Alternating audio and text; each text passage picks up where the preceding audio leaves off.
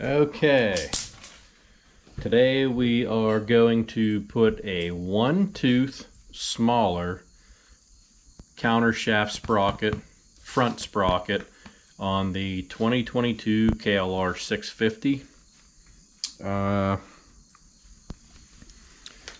Here is the sprocket. It's a Moose 14 tooth. I do not recall the price of it. It is from, I believe, if this is not from, oh, this is from Dennis Kirk. DennisKirk.com.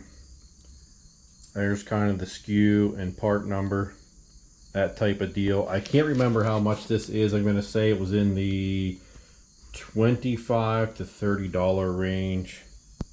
Another part number.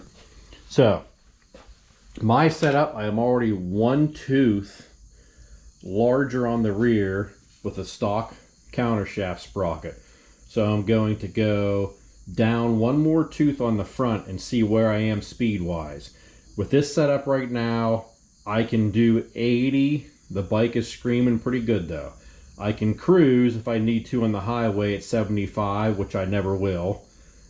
So I'm going to throw this counter shaft sprocket on 1 tooth down to try to make it a lot better for gearing first gear when you're doing slow technical riding off-road. So we're going to go ahead and get going here. Now I've already taken this cover off. There are 3 10mm head bolts. 1, 2, 3. The top one is longer than the 2 bottom ones, so just keep that in mind when you take them out to keep track of them. Put them back in the holes where they came from.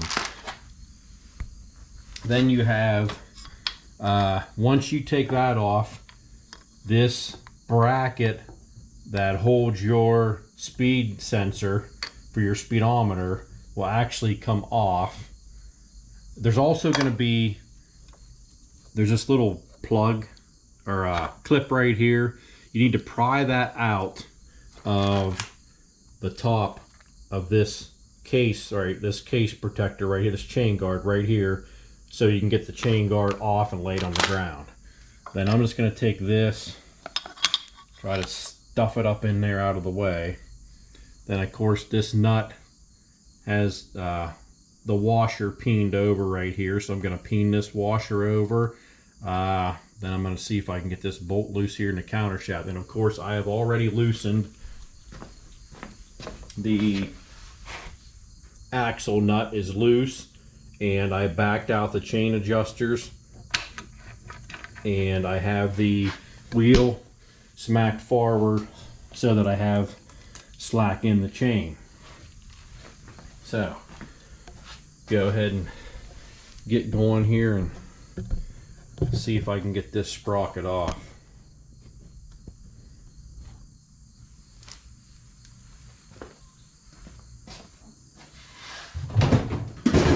Oh.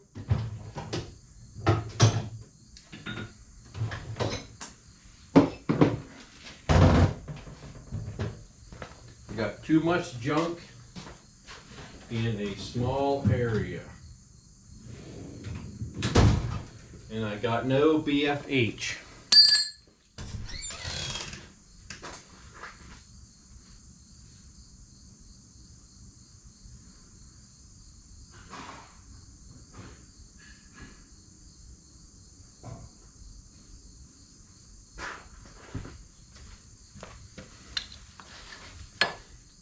Got the BFH. Got a chisel here to get between the nut, the washer, and flatten that sucker out. Now see what size socket we need to get on there.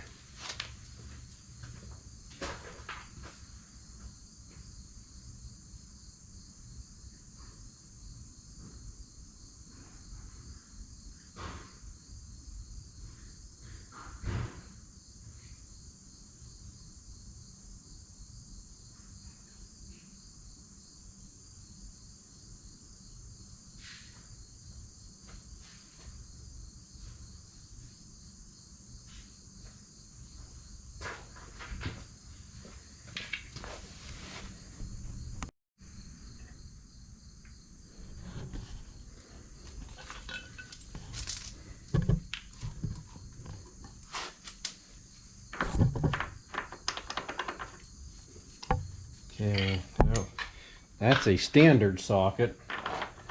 It's 1 1/16. It's probably going to work, but I don't know why that is in my metric Scout.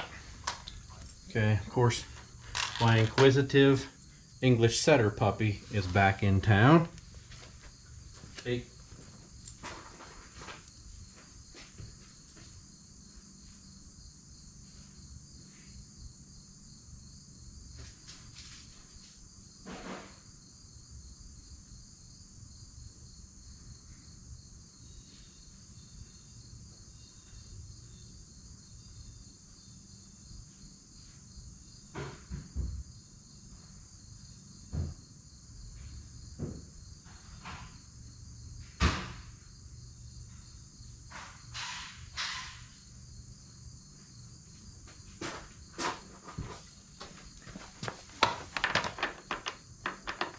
Okay, this is a 27mm, but it's actually a little sloppy, so I'm going to say that's probably a 26.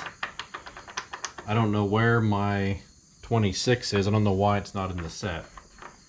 So I'm going to use this 1 1/16 and see if I can't break this loose.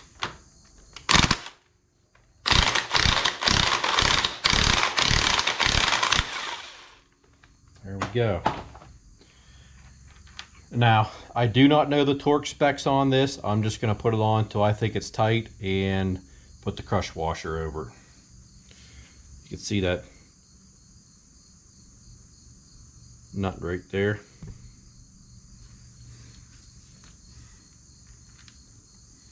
There's your washer.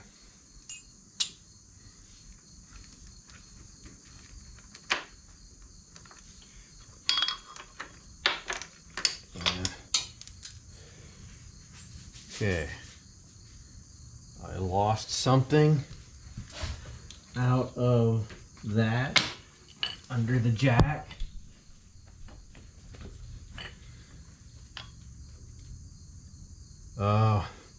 So what happened is this just fell out of here. One of these pins fell out, collars that go around the bolt to get it lined up, so I'm going to have to get that from underneath the jack. But here's the sprocket. Keep in mind the shoulder faces out away from the case of the bike. And of course you have rubber counterbalancers on these factory sprockets, which help with vibration. You're not going to get that on the aftermarket one here. You can see the difference. Aftermarket, no rubber. So, and we have a English setter here trying to get in here and cause problems.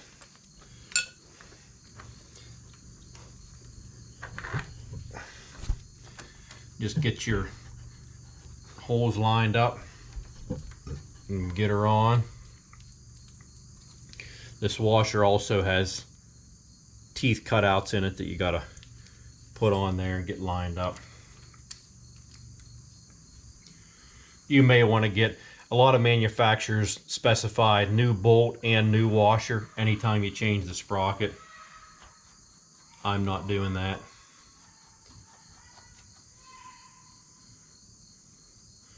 Now, I'm not going to use the impact on this. I'm just going to get me a big old ratchet.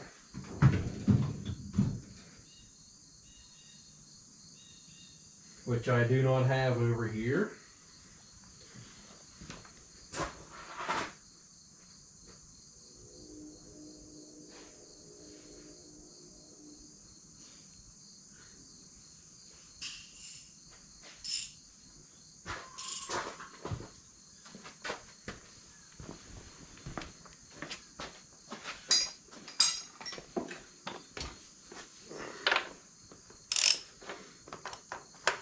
Help if I put it on the right bolt.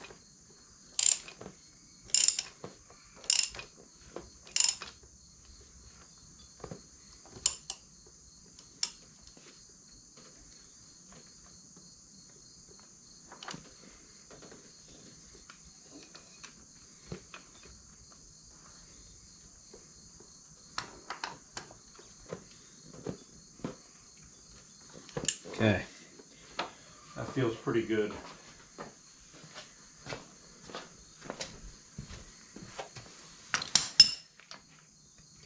I mean, what you want to do is, when you tighten this, you should have the slack in the chain. What I'm going to do is, right now I'm going to adjust the chain, get it pulled up, then I'm going to put the back brake on, and that will allow me to hold this still and make sure it is definitely tightened up.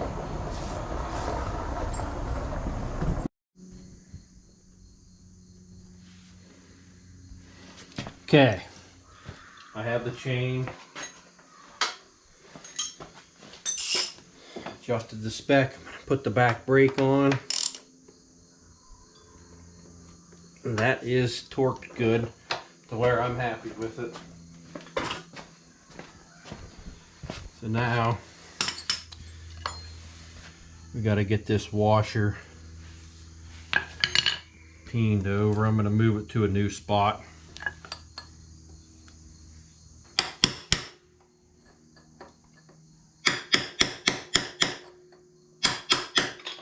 You shouldn't use something sharp. I'm already kind of boogering that up.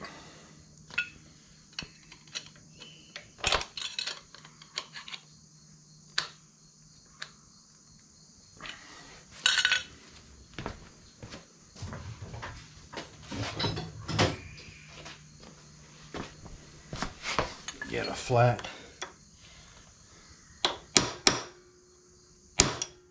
chisel here.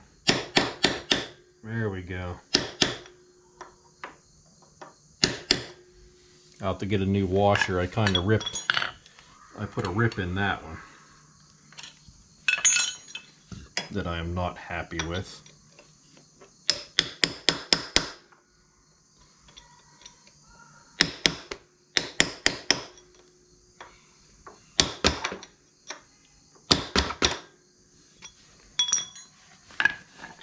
But we got her peened over. So now I gotta find that little dowel pin slash sleeve.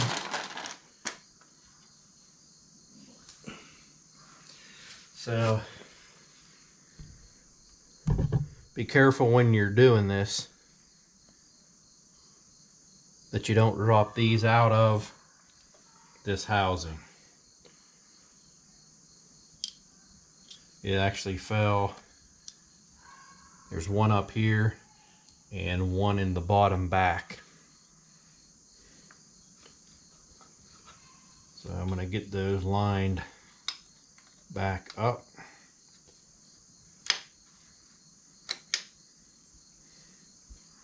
Right there.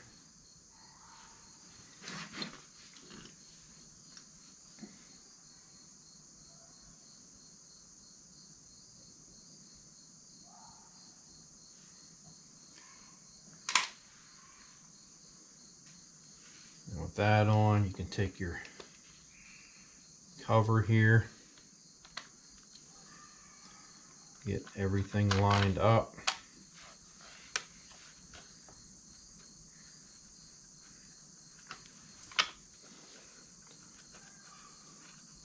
Start those in with your finger.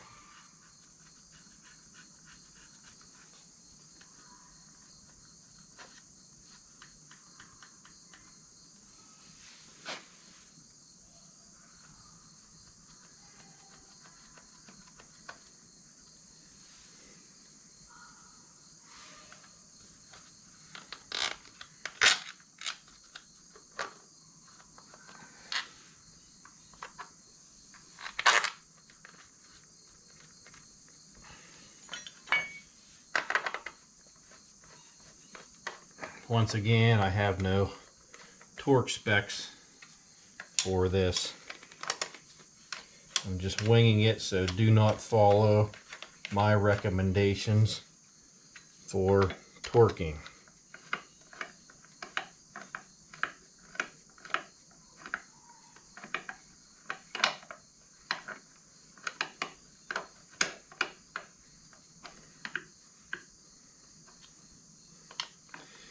Now what I'm going to do, I'm not going to get this out for a ride I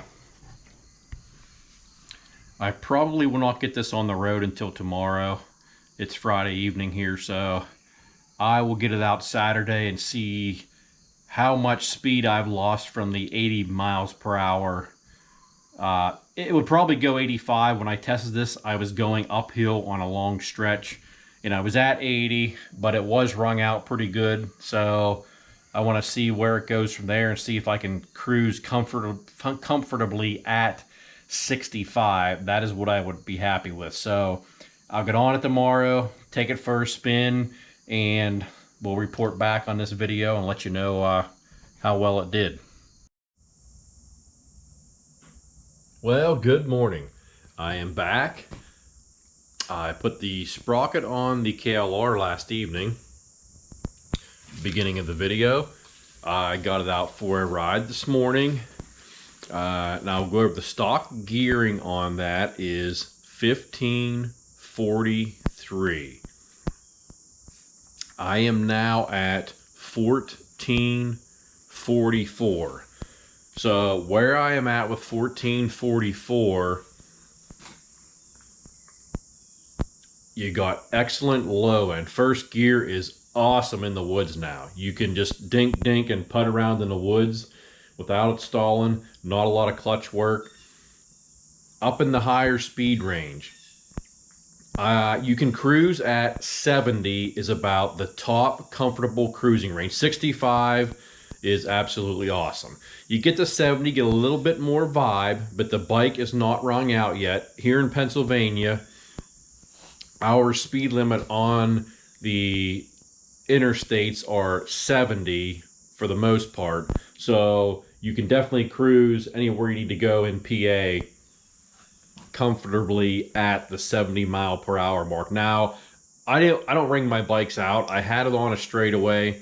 The bike was doing 80, but I'm not going to ring it out for the purpose of the video and to the rev limiter to see what it will do. But I would not cruise at 80, let's put it that way. 75, you could get away with cruising at 75 if you needed to, but 70 miles per hour is the comfortable area.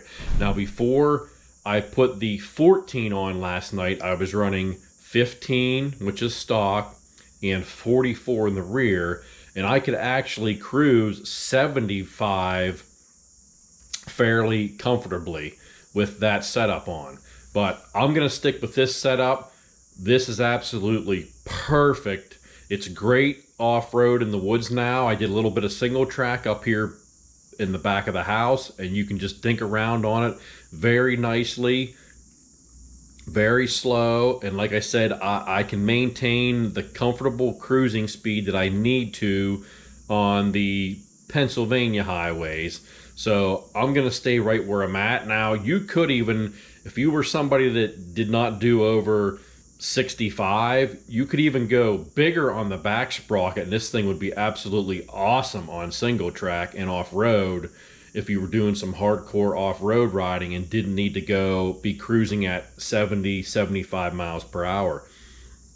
So I'm going to stick with this 1444 combo because it's going to be the best for me, because I don't do a lot of highway and I probably do more off-road than anything. So I'm going to stick with that, see how it does. That front sprocket, like I said, was from Dennis Kirk. I did forget to look the price up again, but I'm going to say it was somewhere in the $30 range for that. And it doesn't take long to swap it out. I mean, you saw that in the rest of the video there at the beginning. So, you know, that's something to think about. Another thing too, what I want to mention is, with this sprocket setup, if you're cruising at mid-range RPMs or even lower RPMs, and say you would want to overtake someone or you need a boost of power, with this lower gearing, you definitely have more spunk when you crack the throttle if you need to overtake someone. If you're at mid-range RPM and you still want to get up there and overtake someone on the highway, or you just need a burst of speed, it is much, much better with this sprocket setup on there that's on the bike now. So remember to like, subscribe, hop on that big fat pig, get outside. See everybody later.